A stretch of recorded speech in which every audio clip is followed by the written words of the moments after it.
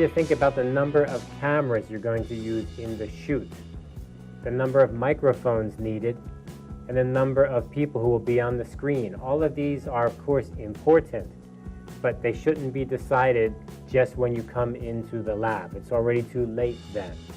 So you should have a plan, and you need to make your plan in pictures in your head.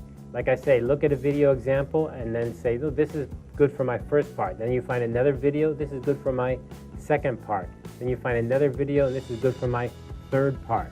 And you can kind of put them all together like that. That totally makes sense. But if you just come in and say, well, I have 3 people with me and we're going to do something, you would waste the whole day, easily the whole day, or you try to get something done and the quality is really bad. For example, what kind of tripod are you going to use? Are you going to just use one tripod? Are you going to use it higher, lower, in the center, into the left, into the right position? Is it going to have a camera that's looking upward or downward? You know, all of these things that I think when you make a video you're familiar with, but if you haven't done it before, you don't really realize. When we talk about blocking, blocking means the way that we break up the area, the set, the place where the people, the talent are talking. Where do they sit? What angle do they look at?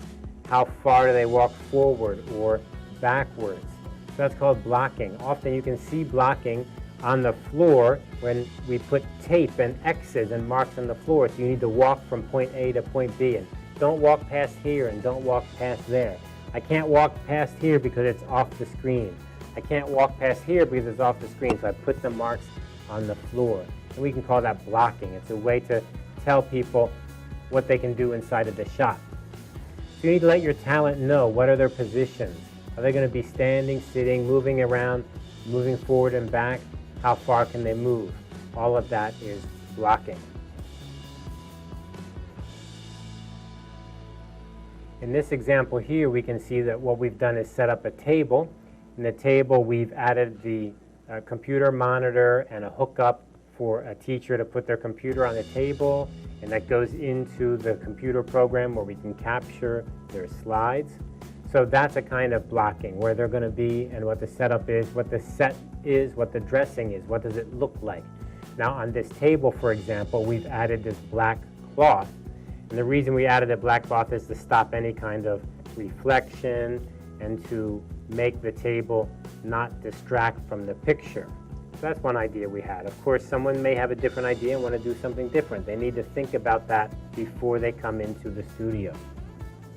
You can see once you're in the studio, very quickly the place gets crowded. Here we've got just a few people and there's not much space left. You're already walking into stands and cords and wires. So you really need to have your plan clear. Who is going to be talking? Who's going to be directing? Who's managing the slides? Who's managing the computer?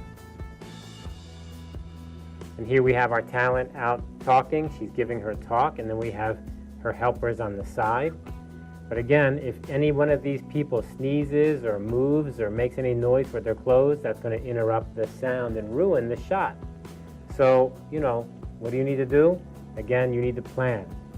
Who's going to be there? What are they doing? And do they know what they need to do? Like be quiet, watch out for the slides, how to advance the slides, etc.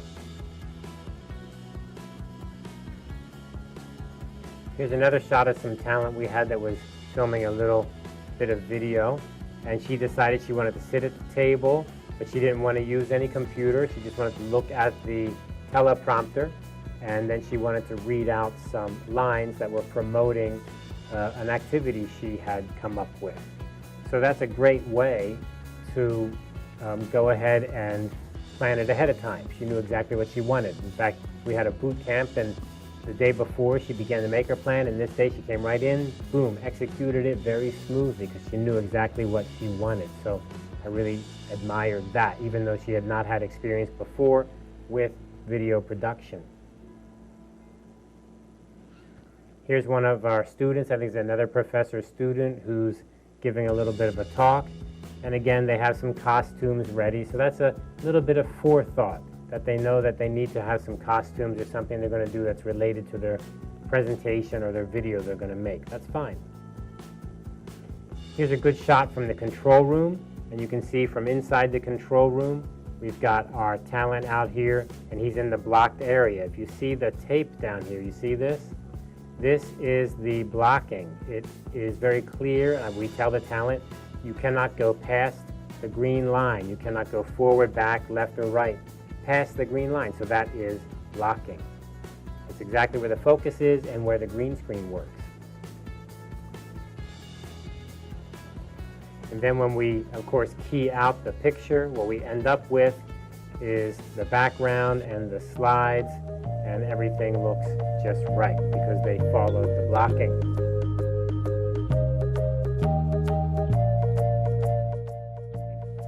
Okay, so let's look at some of the other buttons here now. So we got the rings, that is focus, zoom, and aperture, or f-stop. Next, we can jump to the back of the camera back here. And we have a couple dials. And if I open this compartment here, which is really nice, lots of cameras do have this, professional cameras. They have these dials here and some switches. And this is going to be for your audio input. So these kinds of cameras often have an XLR audio input jack. This camera can take 2 inputs, and you can control the input level here, so increasing or decreasing the volume. You also can change different aspects of that, including auto level or manual level. But you know, when we're in the studio, we're not actually going to be using this because we use the microphones that go directly to the mixer. So in the studio, we will rarely be using this. Now, if you're out in the field recording, then yes, you would be using that. So I'm going to close that. And even if I used audio in the field, I'd probably use another mixer and then mix it down separately before I bring it in the camera, depending on the situation. And usually for students, when you borrow cameras, you don't borrow these bigger cameras, you borrow the smaller handy cams, which are not going to be so fancy. They're not going to have this kind of input. They're going to just have maybe an 1/8" jack input, so you need a mixer beforehand. So this is kind of like a mixer built into the camera. So that's great, but we're not going to be using that. Okay, so this whole section basically then is going to be related to audio. Now as we come down, we have some other buttons here, auto and manual. So this is like an overall auto and manual setting. So of course auto means settings are on automatic, manual meaning settings are on manual. It's important inside the studio that we try to keep everything on manual. Always think everything should be on manual. So for example, we just changed the focus by turning the focus ring. If the focus was set to automatic, we would not do that. The camera would automatically focus. And that's done over here. This section here has a label saying focus, and right now it's on manual. If I push this up to auto, it would be automatic, but I keep it on manual. You also can push a button here which says push auto focus, hold. So let me zoom into the dummy here. So I'm going to zoom in a bit like that, and I'm going to put her out of focus on purpose. Let me see, I get her way out of focus. And then I'm going to go to the focus area, and it's set to manual. Now I'm going to press autofocus, hold it in, and there goes the focus. So that's a fast way to get focus. Now, is it accurate? Well, kind of. It depends on the situation. If you want to get your focus very accurate, use the focus ring, put it in front of your subject, and then zoom all the way in, and then use the eyepiece on the camera. That's back here. Don't use the screen here. Use the eyepiece. That way you'll get a very clear picture. This screen here is not great for clarity. It's never very clear. But the eyepiece in the back is very clear. Alright, so that's the focus there. Now let's look in front of the focus. We have something called ND filter. ND means neutral density. And neutral density is right now set to off. If I turn it to 1, you see that the picture we have is totally black. 2, it's going to force 3, they're all going to be black. Now, what this ND filter does is it decreases the amount of light overall. Of course, the f-stop decreases the amount of light too. But if we go outside and we want to shoot our video in the sunlight, say at noontime when it's very bright, we're going to have a problem that the sunlight is probably going to be too bright. Too bright meaning that even if we turn our f-stop all the way up, it's not going to help us very much, because as soon as we open it a little bit, it's going to get way too bright. So the way to handle that is a neutral density filter, and it has 3 settings. So 1 is a little bit darker, 2 is much more darker, and 3 is the most darker it can get. Then you can use your f-stop after you've set the neutral density filter. So that's very handy outside. Of course, in the lab, that's no use, because even just number 1 gives us a completely black picture. Yeah, because the lab is using lights and we already don't have all the lights on, so ND filter. So in the studio, we would not be using that very much. All right, as we go back, we see a series of buttons. And these buttons often have labels like 1, 2, 3, 4, 5. Now they also have little words on them. So for example, histogram. And if I press the histogram, you can see I did not get a histogram. A histogram is will give you a signal showing you the different levels of the light coming in. What I got was a color bar. That's interesting. If I press number 1, I get that little bit of an outline there. Do you see that? That's called peaking. That shows you where the light exposure is very high. And if I press this bottom one that says S and Q, then, well, I'm not going to press it because I'm afraid it's already set to give me something. Actually, the next setting's up here, 3. Let me try 3. Oh, nothing happens on 3. Oh, nothing happens on 4. Oh, nothing happens on 5 either. Why is that? Okay, so these buttons that are labeled 1, 2, 3, when you buy the camera, they come with some settings, such as histogram, such as zebra. But I've changed those. The reason they're labeled 1, 2, 3 is because you can set them yourself. And so, for example, number 2, I've set to give me color bars. So when I press 2, it's color bars. Now, how do you set that? You set that inside the menu system on the screen there. So it takes a lot of trouble and a lot of time to set that up. It's not automatic. So the idea is you can take commands or settings that are deep inside the menu system, and then you can put them onto the numbers on the outside of the camera. Okay, so in the studio, we're not going to have a lot of those to worry about. The reason being, almost everything is already set up. So, you don't need to be fiddling around too much. That would waste a lot of time. Okay, so we're kind of narrowing things down, aren't we? Look what we've got so far. Obviously, focus, zoom, and aperture are very important. Probably the most important things on the camera. Audio we're not using. These shortcuts we're not using. ND filter we're not using. The focus is set to manual, so we're not using automatic. So basically, everything up here, guess what? Not being used. Don't worry about it. When we come down here to the bottom, we have a few buttons that are a little bit more important and are used. So the first one is iris, and we're probably not going to be using that because the iris is the same as this ring here. So if you press iris, that's going to actually automatically change your iris. So you watch the screen up here. If I press the iris button now, it says f3.7. If I press the iris button again, it says 3.7 and it has a little A next to it. The A means auto. So let me go ahead and change it again. Now it's 3.7. I'm going to use my finger to change the iris. I'm going to make it darker.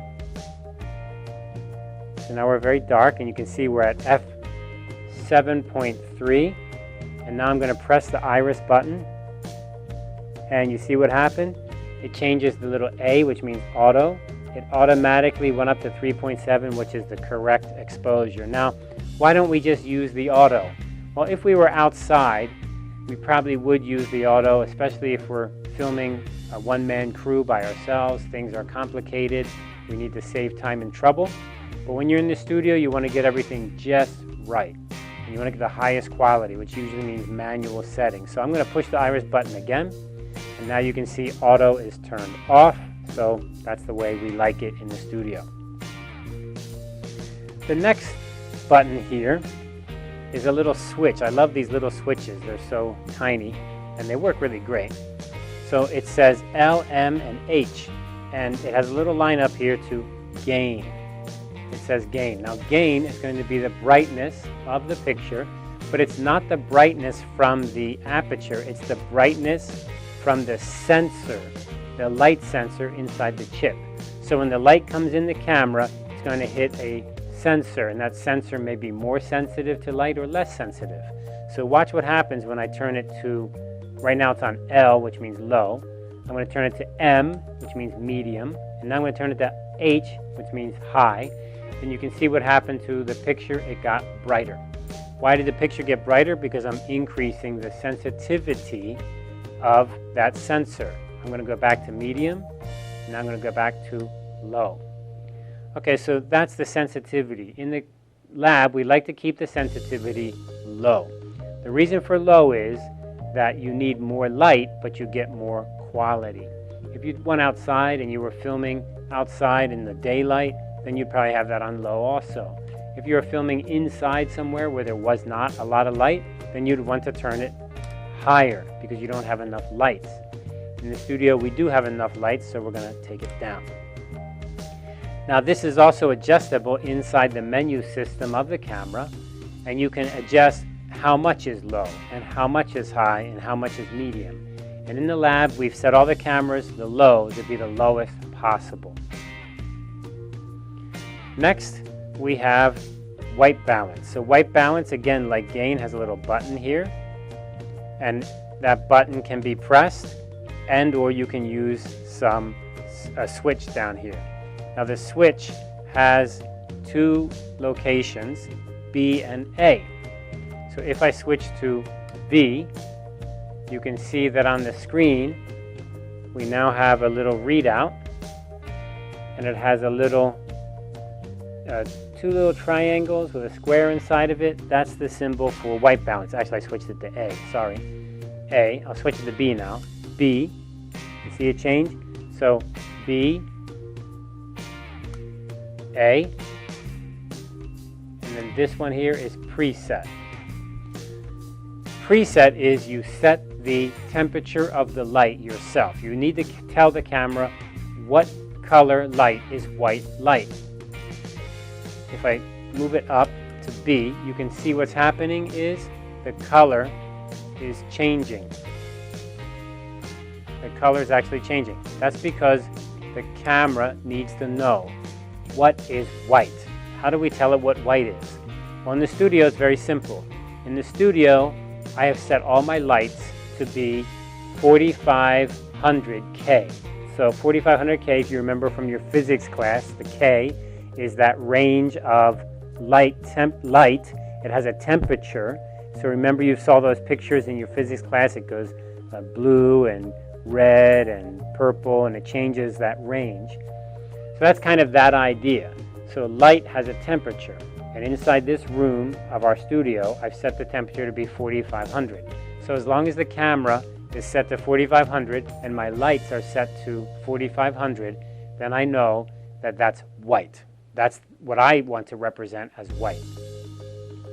Now if we have different lights, or we go to a different location, or we go outside, then 4500 will not be the right temperature. So what do? Well, we can have our presets here. We can have B, or we can have A. But probably what we want to do is set those. So how do we set them? Well, first we need to set the switch to which setting we want to change. So maybe I want to change B, so I switch to B. Okay, so I switch to B now, and then I have a little button here that has the white balance symbol, and I press that. But first, you need to put a white card in front of your picture, in front of your lens, you see it changed to a temperature.